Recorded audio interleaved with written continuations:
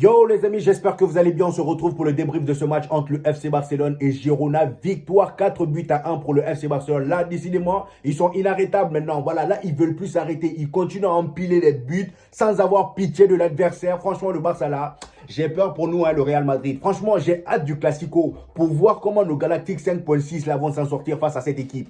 Parce que là, le Barça, les gars, qu'on se dise la vérité, c'est même pas histoire de Barcelonais ou Madrilène. Le Barça fait peur. Ce Barça d'Hansi Flick fait peur. Ils sont là pour en découdre. Et si vous avez remarqué, le Barça, depuis le début de la saison, même quand ils gagnent 2-0, 3-0, ils se reposent plus sur leur laurier. Hein? Non!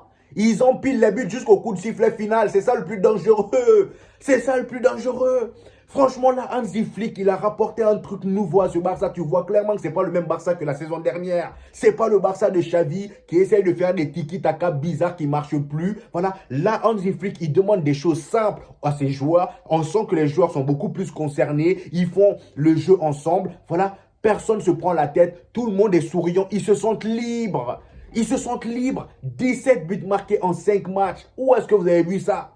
C'est un score de taré. Et le pire, c'est qu'ils n'encaissent pas beaucoup de buts. Je pense qu'ils n'ont même pas encore encaissé plus de 5 buts. Ils n'ont pas encore encaissé plus de 5 buts. 17 buts marqués, c'est déjà plus que ce que le Real Madrid a marqué. Et en plus, là, nous, on a beaucoup de pénaltys.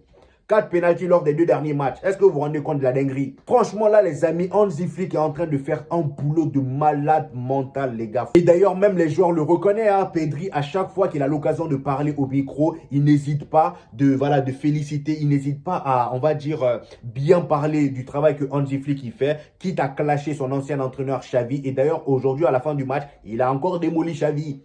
Je ne sais pas s'il fait exprès ou je ne sais pas si les deux sont en guerre, mais en tout cas, il a encore démoli Xavi. Il a dit qu'en gros, la saison dernière, il galérait face à Girona. Et bizarrement, cette saison, ça va mieux. À votre avis, qui est-ce qui pique? Xavi?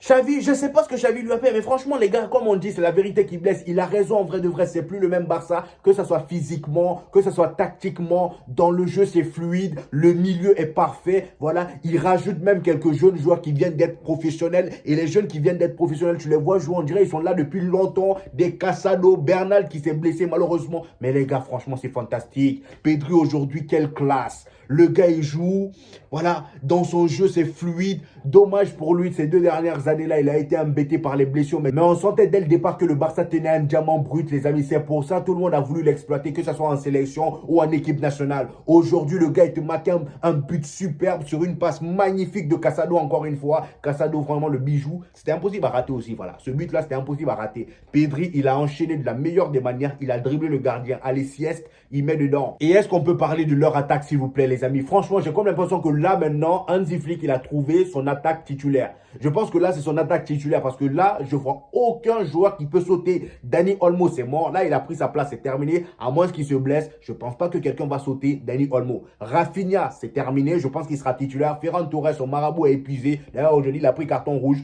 Tu rentres en jeu, tu prends le carton rouge. Je vous ai dit, Ferran Torres, son marabout est épuisé. Il n'arrive plus. Il n'arrive plus. Je pense que c'est le même que Rodrigo a consulté. Hein, parce que lui aussi, à chaque fois qu'on le met au banc et qu'on met Brahim Diaz titulaire, c'est soit Brahim Diaz il fait un mauvais match ou il se blesse. Là, Brahim Diaz s'est blessé. Il sera absent pendant 1 mois. Vous voyez, de base, le marabout était fort. Mais là, les amis, Ferran Torres, vraiment, je pense que là, il commence à avoir de la poisse. Carton rouge, il sort. Voilà. Et c'est là, tu vois que vraiment, le fait d'avoir enlevé Ferran Torres dans cet effectif, ça a fait du bien à l'attaque du FC Barcelone. Ça a fait du bien à l'équipe. Voilà. Le jeu est fluide. Baldé est beaucoup plus à l'aise, même si parfois c'est un peu compliqué. Mais il a moins de mal que quand Ferran Torres est sur le terrain. Là, aujourd'hui, Rafinha, même si c'était pas le meilleur Rafinha, c'était pas le même Rafinha qu'on a vu lors du précédent match, lors du match qu'ils ont gagné 7 buts à 0-1 là. Voilà. Il était quand même bon. Dani Olmo, aujourd'hui, le gars, il a allumé le goal. Je sais pas qu'est-ce que le goal là l'a fait. Franchement, oh, il a allumé le goal d'une manière sur une belle passe de Jules Koundé. Moi, je m'attendais à ce qu'il fasse un centre. Voilà, il fasse un centre ou une passe décisive à Robert Lewandowski. Non, non. Il a mis une tarte dans le goal. Franchement, j'ai même eu pitié du gardien. Je me suis dit, si ça touchait ta tête, mon pote, retraite anticipée. Retraite anticipée directe. Parce que même le journaliste a crié. Et Dani Olmo, mine de rien, je pense que la célébration qu'il fait comme ça, là, voilà, ça décrit vraiment le personnage. Il n'a pas le temps. Le gars, il vient, nouveau dans le club. J'ai comme l'impression qu'il joue là depuis 1000 ans. 3 matchs, 3 buts marqués. Il n'a pas le temps. Il n'a pas le temps. Oui, il n'a pas le temps. Hein? Et sur le côté droit, les amis, on a Lamine Yamal, l'insolent 19 Pro Max. Comme je vous dis, iPhone, à chaque année, ils sortent des nouveaux iPhones, des nouvelles générations. Mais Lamine Yamal, lui, sa génération, là, c'est pas possible. Quel match il nous a sorti. Là, aujourd'hui, il a pondu un match qui n'est pas de son âge. Qu'on se dise la vérité, Lamine Yamal, à chaque vidéo maintenant, il faut rappeler son âge. Parce que ce qu'il fait sur le terrain, il a tendance à faire oublier aux gens l'âge qu'il a. Il n'a pas 17 ans. Je pense que Russell 304, il a oublié de tout nous dire. Russell 304, le père de Lamine Yamal, ne nous a pas tout dit. Tu ne peux pas avoir 17 ans et être aussi à l'aise sur le terrain. Je sais que quand tu étais petit, tu as dit que tu t'entraînes avec des chiens pour ne pas avoir peur lorsque tu seras sur le terrain avec les adultes. Je sais que tu as fait ça. Mais comment un chien peut t'entraîner autant à être insolent? C'est pas possible. Hein? Le gars a 17 ans, regardez le coup de pression qu'il allait mettre au défenseur Lopez de Girona. Le gars, il a 34 ans, 34 balais. Lamine Yamal a mis un coup de pression sur un homme de 34 ans. Ça fait 2 fois son âge. 2 fois son âge. Oui, oui, il fait le pressing. Beau pressing d'ailleurs. Il récupère le ballon et il met dedans.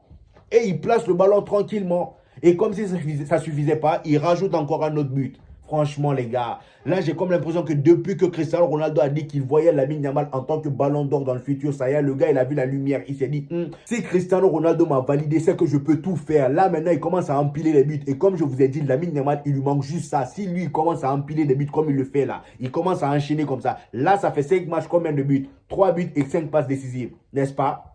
3 buts et 5 passes décisives, 4 passes décisives ou 5 passes décisives. En tout cas, c'est 3 buts et 4 ou 5 passes décisives. C'est déjà énorme. C'est déjà énorme. Tout ça en seulement 5 matchs, les amis. Là, je vous le dis, Lamine Yamal commence à prendre une autre dimension et je pense que ça va faire énormément du bien au FC Barcelone. Et pour vous dire d'ailleurs, une information inédite pour vous, le FC Barcelone, ils ont vu que Lamine Yamal, le gamin là, c'est un diamant qu'on a. Donc, pour le protéger, pour vraiment ne pas avoir de problème avec lui, il faut l'acheter un garde du corps. Le FC Barcelone a engagé une entreprise pour protéger Lamine Yamal. Un garde du corps personnel comme Lionel Messi à l'Inter Miami avec son garde du corps chauve là. Lamine Yamal a désormais un garde du corps. C'est pas une blague. Oui, oui, c'est pas une blague. Lamine Yamal a un garde du corps. Vous voyez ça? Est-ce que vous avez déjà vu un joueur à 17 ans qui avait déjà un garde du corps? J'ai jamais vu ça. Même Lionel Messi à 17 ans, il n'avait pas de garde du corps. Il n'avait pas de garde du corps. Mais lui, à cause de son insolence, c'est pour ça aussi, quand tu es trop insolent, là, à tout moment dans la rue, on t'attrape, on te goume. Parce que tu vas voir un petit dans la rue, ça se trouve, c'est l'enfant de celui qui t'a humilié pendant la semaine. Parce que oui, un homme de 34 ans, par exemple, le gars, le Lopez d'aujourd'hui, là, qu'il a fait coup de pression pour récupérer le ballon et marquer, là. Lui, par exemple, imaginez, il a un enfant qui a le même âge que Lamine Yamal. Hein? Lamine Yamal le rencontre dans la rue. Qu'est-ce qui va se passer à votre avis? Il va mal le regarder ou soit le goumer. Il va le goumer, c'est pour ça, le Barça a vu ça, il dit, le petit qu'on a là, lui, il a été mal éduqué. Et il va falloir l'enlever des mains de Russell 304, parce que Russell 304, il a souvent des problèmes. Il va falloir l'enlever des mains de Russell 304 et le mettre à côté d'une garde rapprochée. Comme ça, au moins, on est en sécurité. Le business est épargné pour de bon. Non, vraiment, plus sérieusement, les gars, Lamine Yamal, très gros match de sa part, encore une fois. Et Robert Lewandowski, pour moi, ça a été celui qui a été un peu en dessous en attaque aujourd'hui. Il a été un peu fantomatique. Cependant, vous ne pouvez pas trop l'en vouloir parce que depuis le début de la saison, il empile des buts. Et là, aujourd'hui, c'était compliqué. Pourquoi? Parce que les gens là jouaient trop en bloc bas. Girona jouait en bloc bas et c'était compliqué pour Robert Lewandowski de sortir de ça. Heureusement, d'ailleurs, aujourd'hui, il ne décrochait pas comme d'habitude. Il restait bien à son poste. Mais c'était compliqué avec ce bloc bas là de s'en sortir, de faire des appels, voilà, de faire ce qu'il fait d'habitude. Vous voyez ce que je veux dire? Donc là, encore une fois, les amis, le FC Barcelone solidifie sa place de premier de Liga, les gars, avec 4 points d'avance sur nous. 4 points ou 5 points. Bah, en tout cas, ils sont devant nous. On est deuxième. J'ai hâte, les amis, de voir le prochain match du FC Barcelone parce que je me régale devant leur match. Et j'ai aussi hâte du match du Real Madrid et surtout du Classico, les gars. Je ne sais pas comment ça va se passer, mais j'espère que le Real Madrid, on va se ressaisir. Parce que le Barça que je vois là, je sens une torgnole venir dans notre gueule. Ça, c'est sûr. Je sens une torgnole venir. Parce que là, si eux, ils nous mettent un 7-0, je pense qu'il n'y aura plus de rivalité. Moi, je vais arrêter. Je vais quitter sur YouTube un instant pour aller prendre l'air. Parce que la honte sera trop. Vous voyez ce que je vais dire? Bref, en tout cas, le prochain match du FC Barcelone, c'est le week-end prochain en Liga 1. Parce que dans la semaine, il y aura la Ligue des Champions. Je pense qu'ils vont jouer contre Monaco avant, si je ne me trompe pas. Et ensuite, le week-end prochain, ils vont jouer face à Villarreal. Et Villarreal, attention les gars, ça sera un gros match. Parce que Villarreal aussi, ils n'ont pas encore perdu. Ça va être un gros match. Donc, restez branchés les gars. Pour ceux qui ne sont pas abonnés et qui viennent de découvrir ma chaîne, abonnez-vous les gars. Ici, on parle de l'actualité football du FC Barcelone et du Real Madrid. Et quand il y a des matchs de ces deux équipes, on fait le débrief comme vous pouvez le voir ici les gars. N'oubliez pas le petit pouce bleu qui fait toujours plaisir les gars. Ça aide au référencement. Et on se dit au prochain épisode les amis. Peace!